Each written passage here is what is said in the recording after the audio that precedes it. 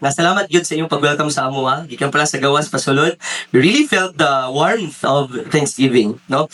Pero bisag kapi ka warmth, medyo dili good okay akong pahinaw to be honest. Kasi kasakit ako for 3 days. And it would be rude if mo yung kay Pastora Lily nga, Pastora, back out, di ba? So, lain man. So, push nato ni, but with the help of the Lord. Because I'm standing here, not, dili ako nag-inusara. There is someone with me this morning, and that's the Lord. And the word that I'm about to share to you, these are not my words, but God's holy words. Amen? So this time, can you just bow down your head and let's pray. Father God Almighty, we thank you so much, Lord, for your goodness, among kinabuhi. Thank you, Lord, for your unfailing love. And Lord, salamat, O God, nga karong kabuntagon, O God, na akay pulong, igadayag in this church, O God. Lord, I pray na, Lord, dili ako ang intention, Lord, not my own motivation. Lord, not my own words, O God, but Lord, your words, your heart, Lord, draw us closer to your presence this morning. Lord, we pray that God, anyone who hears the word this morning, Lord, mutisok ang mga pulong sa ilang mga kasingkas, mga Diyos. I pray, Lord, that these holy words of yours, Lord, mahimong binhi sa ilang kasingkas. That, Lord, muturok, and Lord, mamunga eventually. Lord, I pray that you would anoint your servant. And Lord, send your Holy Spirit in this place. Lord, we bless your name. And we bless, Lord, gina-bless na mo, Lord, imong pagkamaayo, imong unfaithfulness, imong goodness, imong kindness. We thank you, Lord, for everything. In Jesus' mighty name we pray. Everybody say amen. Hallelujah. So, salamat sa pag-introduce. Amen. So, bago na ito ni-graduate this year, 2025. Pero I'm in the ministry for already 4 years. Amen? Kasi nidako ko sa church, akong papa pastor, akong mama pastora. So, nidako ko that surrounded by these people of God, these children of God, nidako ko nga na ay guidance. And right now, at first, nag-iway ko sa Ginoo, Lord, wala pa kay Lord ha. Kasi even though anak ko sa pastor, wala na nagpasabot nga grabe ko ka-holy. I have to be honest with you. Alam ko sa pastor pero I questioned my identity. Kasi ayoko po maging anak ng pastor. Way back. Amen? Alam niyo kung bakit? The reason bakit ayoko na mag-ilhan ko nga anak sa pastor because I cannot do what I want to do. Akong classmate, nag-disco na akong classmate, nag-inom na akong classmate, naana na to, naglipay-lipay na, and here I am, di ko pwede usapay. I cannot compromise. Bakit? Because people are looking at me with high expectations. People are looking at me, they're seeing me as a good role model. So, hindi dapat. Tapos napot ko sa simbahan. Di ba? Di lang ni anak sa pastor, tanang burden. Mga young people, mga tanang naa sa simbahan, mga WMMM. Kapag naamo sa church, di ba? All the people around us, they're looking up to us. Di ka pwede manglibak. Bisag namin nakilibak. Di ka pwede masuko. Kaya kung suko ka, tawagon ka nila nga, ayun na yung totoong kulay niya. Talagsa, kita nga Christians, may mula pinaka-plastic na tao sa kalibutan, magustuhan nun. Yan. I'm sorry to break it to you, pero talagsa, ganun po yung buhay natin. Pero, pagpaka-oroniing nun ba na? Is that hypocrisy? Is that pagiging plastic? Let me tell you the truth. It's not. That's living according to the will of God. Amen. Amen? Pero hindi po yan yung word natin today. Amen? Gitagaan kong program. Pagdating sa akong program, gitagaan ko ni Pastora Lily. Ug-note. Ano siya, Pastor, here's the theme. Matali, sa nabasa na ako ang theme. Pero that time, na kami sa ministers meeting, so I wasn't able to ponder about it. Hangtod nga, katong iyanot nga, akong gisuk-suk sa ako ang pitaka. And then, days forward, weeks forward, daghang dihitabo sa akong kinabuhi yun, brothers and sisters in Christ. Daghang dihitabo, events here, events there, speaking engagement here, speaking engagement there. dagan kay ko giwalihan, dagan ko gipangadtuan to the point nga one time pagka last day na nawala ang note ni pastora. Wala nga ay immediately message si Crisilda yun at si Stephanie. Ano nga ulit yung theme? Because I ran out of time. Pero pagbasa lang ako gabi, inaaptang yung galauna praying, Lord, sabot ni mo ani nga pulong, your words not mine. Ganina morning, to si ako manghod, Shinshin sa kwarto. Siya nga, kuya, anong theme? Sabi ko, basahin mo. Pagbasa niya, siya nga, ha? Anong ibig sabihin nito, ya? Mismo siya kasabot. Pero ko nga, okay, this is something that needs to be revealed to you. Kasi nga, ang paghatag, isa kada kung it's a powerful gesture to tell you. Danghanan siya nga klase sa binuhatan. And I'm here this morning preaching it to you that giving brings a release. Can you hear an amen? Amen? Giving is not losing. Minsan kasi, atong una-una, kapag muhatag ta, kita'y ga-release. Amen? Mawadaan kag kwartas kita, kagihatag ba nimo, gibayad nimo sa kautangan, gibayad nimo sa imong boarding house, gibayad nimo sa tanang mga kailangan bayronon. So talang sa kapag kapag muhatag ta, kita ang gakawadaan. But merong isang pagbibigay na hindi kawalan. And that's giving to the Lord. Giving is not losing. It is releasing heaven's flow into our lives. It's like susi. Amen? Ako kay nung daway ko promiti sa akong pamilya. Kapag gani mabibisi ko sa church, si Papa, he's very strict with the curfew. Sa iyang ka-strict sa iyang curfew, talag sa kapag gabi na mo uli, apil ang pultahan, iyang trangkahan. Yan na siya ka-strict to. Muna ang one time, pag uli na ako gabiin na, bisa mo sa ako na kong ayo, tulog sa tanan, naimo kong akyat bahay sa akong galing mo na kong balay. Hinagin mo kong kusina. Mura kong kawatan na ito nga tayo. Amen? Because I have to enter or else manugnog sa gawas. Kung wala kayabi, maglisod ka abli. Maglisod ka sulod. The same thing. Giving is like a key. Ang paghatag sama sa usa kayabi. When you give, you are opening the door for greater blessings and for God's favor to overflow in your life. Di ka makasulod sa pabor sa Ginoo, sa kinabuhing gipanalanginan sa Dios if you don't have the key. What's the key? It's to give to the Lord. Amen? That's why, when we honor God, again, when we honor God, something supernatural happens. Amen. Pwede ba na ito palakpakan si Lord? Sige, kuya. What do you mean when you said supernatural? Supernatural because there are three things that I want to share to you. Supernatural things nga kaya ihatag sa giving is number one, it releases favor. Pabor sa Diyos. Amen? Pwede makamo trabaho day and night. Pwede mo himuong gabi, adlaw ang gabi eh. Pero at the end of the day, pwede nga tanan mong ago, murag nawala sa wala. Murag nawala sa hangin. Isang pitik, wala, tanan. Pero kapag naa kay Ginoo, there is security in your life. Because you have His divine favor. Number two, giving releases provision. In Bisaya, ang pag-supply, ang paggiya, paghatag sa Ginoo sa imong kinabuhi. Ang imong paghatag, it unlocks God's provision in your life. Kana bitang may mga moments nga kanang ubos na tanan, wala na kay bugas, wala kay kwarta, but because you have God, di ka pasagdan sa Ginoo nga magutman ka. Na aming experience ana sa church, before me gi-bless sa Ginoo, ka-experience gud pud ko kalisod sa life sa among family. Amen. Ninyo makita karon dato siguro sila Pastor Balasa, ay tigin mi dato. Nahimo na lang dato tungod sa pag-bless na ni Lord all throughout the time, over time.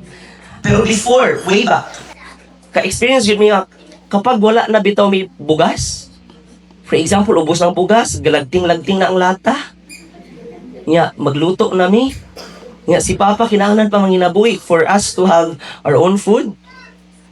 Tapos napay may utang sa van sa una. Praise the Lord karon arang-arang na lang. Salamat po kay Auntie Naomi, kinakatabang yun siya sa pagbayad. Woo! May kita-kita yun ka ba? Ang amazing ni Lord because wala mi nagutman during those times. There was this time, wala na mi, ampo rami nga Lord. Pwede man mo puasa, kaya man mo puasa, anak may anang puasa man. Pero yung nga Lord, you will provide. And you know what? Na ay mga tok ng mga members sa church. Talag sa dili members sa church. Talag sa amo orang sila mga tok. Pastora, pastor. Naba mo'y pagkaon diha. Ay, nga naman di di na mo ang gaton og kaon, di mo man may pagkaon. Pero you know what? Pag abot nila, bit-bit isda, bit-bit bugas, bit-bit gulay, bit-bit prutas. Dito ko nakatestify, if naa kay Diyos sa imong kinabuhi, di ka pasagdan sa Ginoo. Amen? And giving releases blessing. Panalangin. Pero ang pangunta na karon, okay, willing na kumuhatag. Willing na ba tamuhatag? If we're willing to give, there are two powerful acts of giving. Number 1, tithing. Muna gibasa ganyan na Malakay 3:10. Can we read it? Bring the whole tithe. And see if I will not open the windows of heaven. Because giving releases open heavens and protection from devourers. Di ako basa ng entire verses. Pero kung inyo nang basa from 3:10 to 15 and to the rest of the verses in this chapter, dili ninyo makita nga kapag ihatag nimo ang imong ikanapulo diha sa Dios, nag-ingon ang Dios, sulay ako. Because if ihatag nimo imong ikanapulo, I will open the windows of heaven. Akong abrihan ang ganghaan sa kalangitan to supply for your own needs, to bless your life, to give you favor, and to open doors of opportunity into your life. See, willing ang Diyos mo panalangin. Pero kinahanglan, it takes us the heart of generosity before God gives us. Alam niyo kung bakit? Because the human nature, ang nature nato as tao, we are greedy. Bisag pag nagtugay na ka sa church, bisag pag leader ka sa church, bisag pastor ka, whether you like it or not, na ay portion sa atong heart nga naatay greediness. Pagkahakog. Diba? Kung mag-post mo sa Facebook, lipay manggil mo anak kapag may mong 500 inyong reactions, diba? Mag-upload mo story, time to time, inuras-uras, check story. After na sa 5 minutes, tanaw na sa story, pila lang ang viewers. You see? You love attention. You love people coming into you. You love blessings. Tapos kapag nakita na to, atong silingan niya, na dato, na bless, adik mo muna siya, drug pusher mo muna siya. Una dato. Why can't we just be grateful for others' blessing? Ganun kasi yung tao. Takot tayo maubusan, di ba? Ikaw, uli ka sa inyong balay, ubusan kag sudaan, di ba ka masukuan na? Adto kag birthday, di ba? Smile ta nga busog, pero atong una-una, sa mantong litsuna ko, inaubos naman ang panit. Ulahi magod ko ni abot. You see? The heart of a person is greedy. Amen? Ganun din po ako before. Pero God taught me about generosity. To give back what belongs to Him. Example, tithing. Sa una, di ko kumuhatag. Ako una-una, tithing. Ang madato, pastor. Ang mapobre, membro. That's my mindset before and I rebuke myself for having that mindset. Why? Kasi akala ko sa una, pangwarta ni sa simbahan para may income ang church. Pero I was wrong. Because sabi ni Lord, when you give to me, it's not about church income. Wala man mo gipadato imong pastor, you're obeying to my command. And when obey to my command, I bless you more. Dito na ko na-realize pa nga mas okay man di ay mo tithes kaysa sa muulog mo save sa bangko. Kaya kung mo save ka sa bangko, pila raman ka porsyento ang interest. Diba? Pero when you give back to the Lord, ang imong ikanapulo, times 2, times 3, times 4, times 5, times 10. Sa una, di ko kumuhatag, pero karon bisag why mo ingon ako nga di mo nga muhatag ko, muhatag gid ko. Why? Because nakita na ko unsa ka maayo ang Ginoo when you give back what belongs to Him. Kung dili mo kawatan ang Dios, He will give more than what you deserve. And I've experienced that. So ready na tamo tithes? Pilay tight sa G's. Pilay tight sa usa ka gatos. G's. Pilay tight sa 1,000 pesos. 100. Pilay tight sa 100,000 pesos. 10,000 pesos. Pilay 10% sa 1 million. Nya mga taga 100,000 kay pastor. Tagaan ka 1 million. That's the reason. Kaya ang piso, kaya ang G's, kaya ang sanggatos, pero 100,000. Grabe saan? 100,000 cute. That's the problem. And that's the reason why wa tagitagaan sa Ginoo isa ka milyon. Amen. That's the reason why wala tagitagaan sa Ginoo isa ka milyon kay di man nato kaya ihatag. Unsa giingon sa pulong sa Dios? Tagaan ka sa Ginoo og mga butang nga kaya nimo i-handle, kaya nimo i-manage. Nya ako mag 100,000 pesos di nimo kaya ihatag sa Ginoo. Di ka tagaan sa Ginoo 1 million. Are you getting my point? Second, first fruits. Pero before kumado sa first fruits, kang kinsa man ihatag ning tithing. If you read the Malachi 3:10, bring it to the storehouse so that there may be food and supply in it. Adto ipato sa simbahan. Kinsa man ang gapuyo day sa simbahan? Kinsa man? Wala na mo gapaningon. Kinsa man? Pastor. Because the pastors are the anointed ones to take good care of the church. Ako masubok ko ano yung mga simbahan uban, pero di ni sa Kibaritan, ha? Masubok ko sa uban nga simbahan nga, paghatag sa tithes, tungaon. Ihatag sa ang katunga sa church, ang katunga sa pastor. No! Because the tithes should belong to the pastor. Dili dapat na mukigtunga ang church, ana. Wala na mo gasmile. Because ang pag-tithe is not just honoring God, but honoring the servant of God. Kinsa man mo kaon sa storehouse, ang Ginoo ba mo kaon bang ginuan ni mga prutasan? Dili. Kinsa mo kaon ang pastor, the workers of the church. Nya talag sa atong ikadumot kapag si pastor ang tagalog tithes. Muna nga talag sa kapag mag-tithes kayo, huwag niyo na ilagay sa basket. Diretso na sa pastor. I'm not forcing you to do this, ha? Pero what I'm teaching you is biblical instructions given to us by the Lord Himself. Ako kapag nagtatithes ako, hindi ko talaga nilalagay sa offering box. Minsan nilalagay ko, pero minsan diretso na sa pastor. Pero talaga sa kapag gamay mo, ulo, mas natangyate kay pastor, no? Pero, hindi na lang. Pero you know what? Ako nag-train kong mga young people, whenever they give tithes to me, hindi nakalagay sa offering box. Diretso sa akin, nakasobre. And I pray for them that the Lord will bless them more. Kasi ganito kasi yan, when you have the favor of the servant of God, you got the favor of God Himself too. Amen? Pangalawa, first fruits. Kuya, ano po ba yung first fruits? Ito hindi to natuturo sa ibang church. Pasalamat mo kay itudloon nato ni sa inyo, ha? Kuya, what's the first fruit? In Proverbs 3:9-10, honor the Lord with your possessions and with the first fruits. With the of all your increase. So your barns, para ang imong kaumaan, mapuno, ug mo overflow, and your vats will overflow. Aside sa tithing, may first fruit po. Ano po ba yung first fruit? Ito yung unang abot. Di siya binulan, ha? Once a year. Ginagawa namin to sa church. Example, January, happy naman January. Ang pinakaunang income sa January, wala kay ibol sa anak. Basta mo ngayon ba, Lord, pwede ako arani isa kagato sa ani, Lord? No!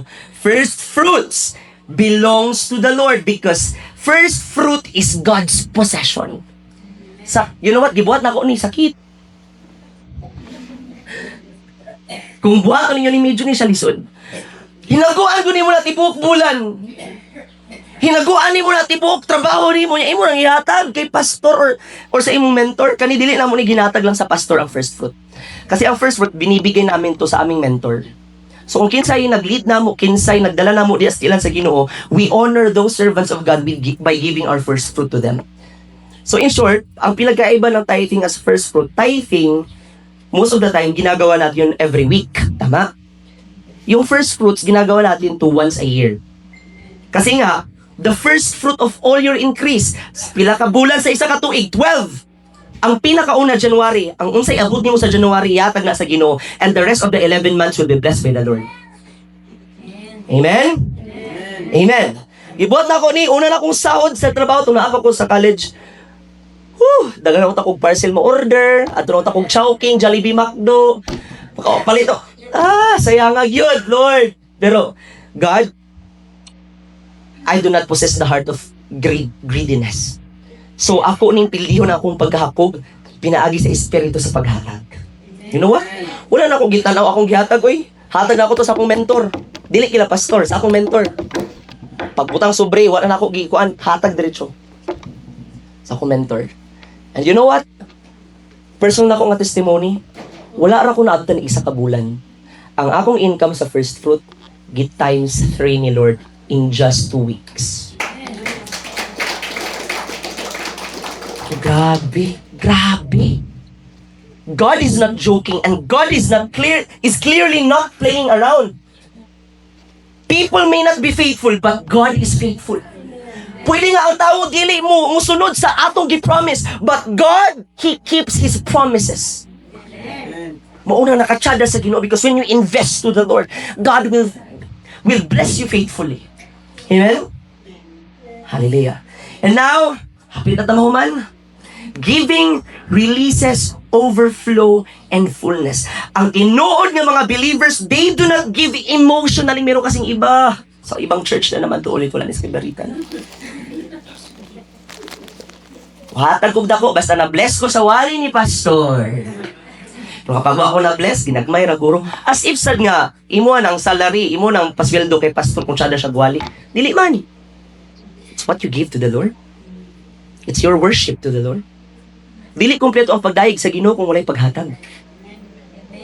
Amen? Ang paghatag, usa ka ekspresyon sa pagdayeg diha sa Dios. Mature believers give in revelation. Ang tinuod nga Kristohanon, bisag pag wala sila na-bless, bisag pag kontra nila si pastor, kinaamag yun talaga sa ubanana.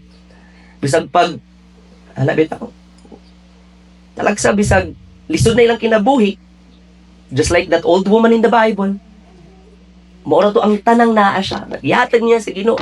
Jesus replied, she gave more than what others give. Why? Because we give not from the feelings. We do not give out of external factors kung na-bless ba ta or wala. But we give because nakasabot ta. Na kining kwarta, kining panalangina, this belongs to the Lord. And yun nga, when you give to the Lord, you are partnering with the Lord in your business, sa imong sa imong tindahan, sa imong ginabuhat. You are partnering with God Himself when you give God what belongs to Him.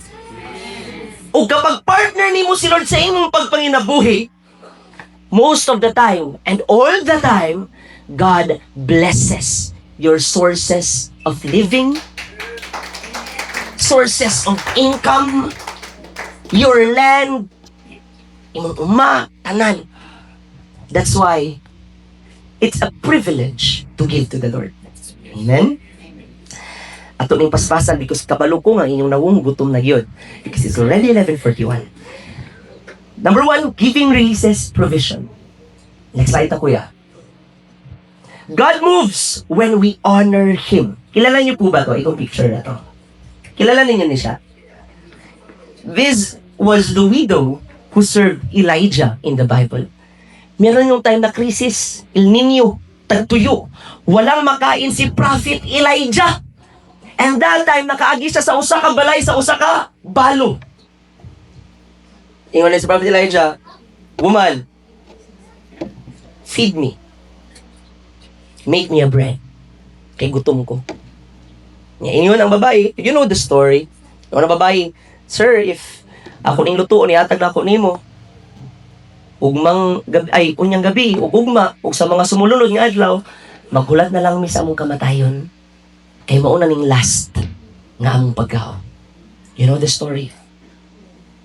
But Prophet Elijah said, "Tuloy lang ko, and you will have more."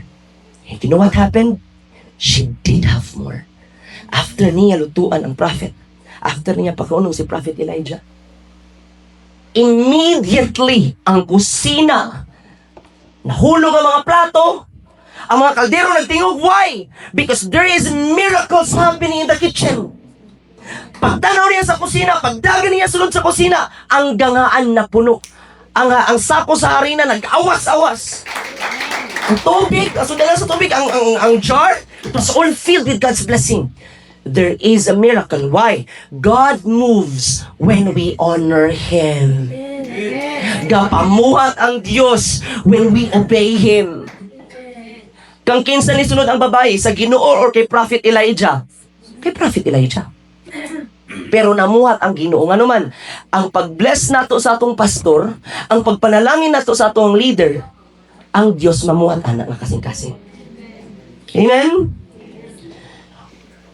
That time, provision was released and lack was broken. Maybe karon ang imong panimalay daghan kulang. Maybe karon ang imong nauna puno sa utang, di ka katulog. Maybe mong nauna karon saon na akong pag-eskwela sa akong mga anak. Before ka magkabalaka, before ka maguna-una, first and foremost, honor God. Ini mo katapad, honor God. Kano saan na-release ang provision?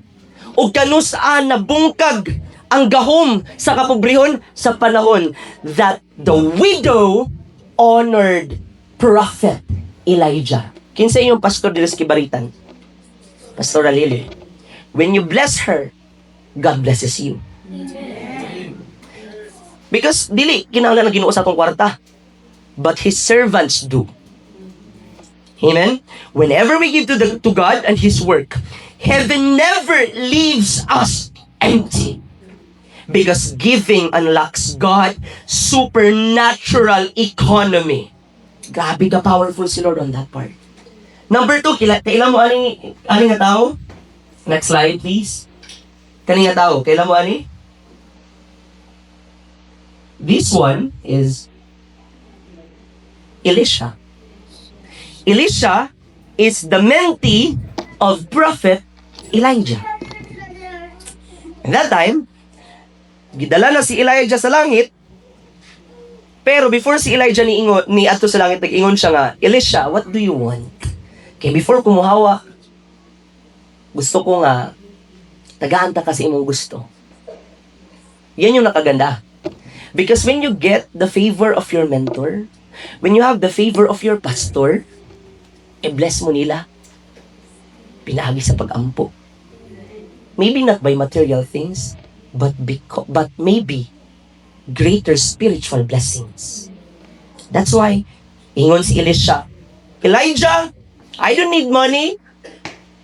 I don't need your clothes. I don't need your possessions. I need your anointing.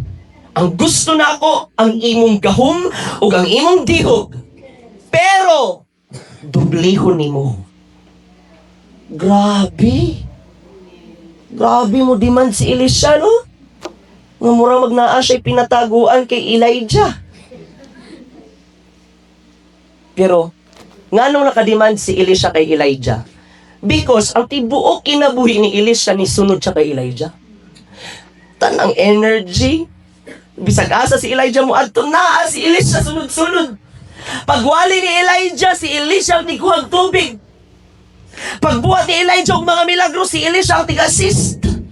Mao to nga, at the end of the day, before gikuha sa Ginoo si Elijah, nag-ingon gyud si Elisha, I demand double portion of your anointing.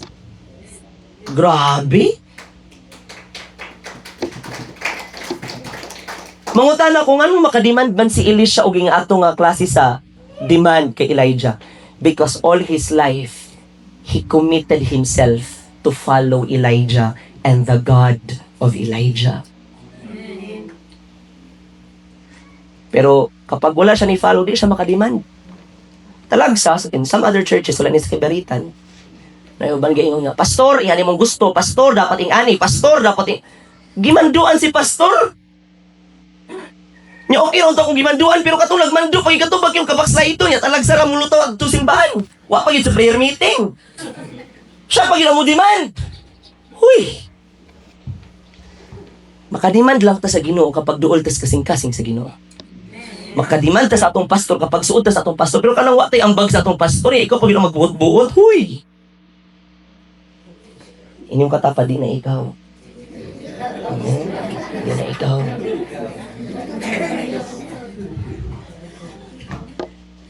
We can only demand before God if we committed ourselves to Him. Makademand ta, makahangyo ta sa atong pastor kapag suod ta, nagtuo ta, nagtuman ta, nagsubmit ta sa ating pastor. Amen? Because ang paghatag, dili lang ni about finances. It's about giving your life, giving your serbisyo, your commitment, your loyalty to God, and to your spiritual leaders. Kinsa inyong spiritual leaders? Amen? Our pastors, our deacons, our leaders. And lastly, kaning pangatlo nga tao, kinsa ni siya? Actually, wala na siya pangalan sa Bible. Pero this is the woman, no, nga gi-refer ni Lord in Matthew 10:42. Even if you give a cup of cold water to one of these little ones, because they are my disciple, you will certainly not lose your reward. Bisag in Bisaya, bisag usara ka basong tubig, imong ihatag sa disipulo sa Dios, sa servant ni Lord, sa pastor, sa leader, ingon ang Ginoo, ingon si Jesus, bisag kini nga gamayng butang, di ni makalimtan sa langit. Hallelujah, atong palakpakan sila. Now, if God rewards a cup of water, how much more the gifts, the sacrifices, the offerings, the love, and support you've poured out on 26 years sa inyong pagpangalagad sa Ginoo here in Kibalitan Church. Tanaw ninyong nakalimtan to sa Ginoo? Wala pa. Kaya kung iyang gi-honor ang isa ka basong tubig, inyo pa kaya ang mga hago? Amen? Can I hear a loud amen? Amen! Next slide. And these three, kining tulo ka mga personay sa Bible, they teach us how to give unconditionally. Amen? Kanang walay condition ba? Ug unsay mahitabo sa atong kinabuhi kung di ta mohatag. Next slide. Giving releases blessing, but unfaithfulness releases loss. Kinsa nakatry diri nga grabe nga panarbaho day and night pero ang kwarta murarag aso. Kinsa nakatry? Amen? Amen. Most of the time dili na siya financial issue. Most of the time that's a spiritual issue. Ibig sabihin nun ngano ang imong kwarta wala gadugay nimo, ang imong panalangin wala gadugay nimo. Nakay bagong cellphone guba diretso. Nakay bagong balay pero kawatan diretso. Why? It's not about financial issues. It's about spiritual issues. Why? There is no favor in God in your home, in your life. Most of the time, the reason anong pobreta, most of the time, nganong kulang ta, most of the time, it's because the God of provision is not present in our lives. Dili present si Lord sa atong life. Kung dili present si Lord, walay security. Kung dili present si Lord, walay protection. Kung dili present si Lord, walay favor. Amen. That's why you keep on working, yet you lose everything. Kailan mo ani nga tao? This is Ananias and Sapphira. Acts 5:1-11. Naghatag man sila tithes, naghatag sila, promise. Kung basahin niyo nga Bible, naghatag man sila, pero sabi ni Peter, kulang ni. Nakakagitago. Di ni mao. Kulang ni. And that time, nag-deny si Ananias ug si Sapphira. Dili mong good leader, dili mong good pastor. Muna ni tanan mo na among income sa among gipaligya nga mga material things, nga mga kayutan namo mo ning income tanan. Pero yung si Peter, how come nga ang yawa iyang gitabunan inyong kasing-kasing sa kahakog? And on that moment, immediately, namatay si Ananias. And later on, ipangutana po si Sapphira, pero ni-deny po si Sapphira. And on that moment, si Sapphira namatay po. They did not die because they didn't give money. They died because they lied to the Holy Spirit.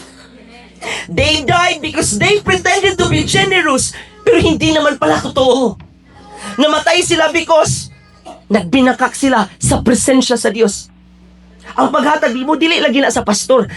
Ang paghatag mo, ang saksian na ang Diyos mismo. Namatay sila because nagpakaroon inon sila, nagihatag na ako ni, pero naaday ko tinaguan diri. Maybe nga na atong life talagsa. Lord, kasabot man ka, ako asa ning taguon. Pero murag ikaw ang di kasabot, murag kita ang dili kasabot. Kapag ihatag mo muna, God will bless you more than what you have. Amen? Second example, Haggai. Kailan mo, ani? Sa book of Haggai, wala be-bless sa Lord. Ang mga tao, nga naman. Because they worked hard, grabe lang pagpaningkamot, ilang business. Pero wala sila na dato, nga naman, gi-ignore nila ang kinahanglan sa simbahan. Because they ignored God's house. Take note, when God's house is neglected, homes struggle, finances leak, and peace disappears. Dili lang si pastora ang atong kailangan i-bless. Appeal ang church. Talagso yung talang kadagan bago dapat dahil bayaran, oy. Murag sobra pa man ni sa among SSS loan, GSIS ug kuan. Pero no, dili ni mga bayro nun. This is generosity in action. Amen? Because spiritual law, next slide, Galatians 6:7, a man reaps what he sows. If we sow obedience, everybody read. We reap. We reap. If we sow generosity, we reap favor. And if we sow nothing, we reap nothing.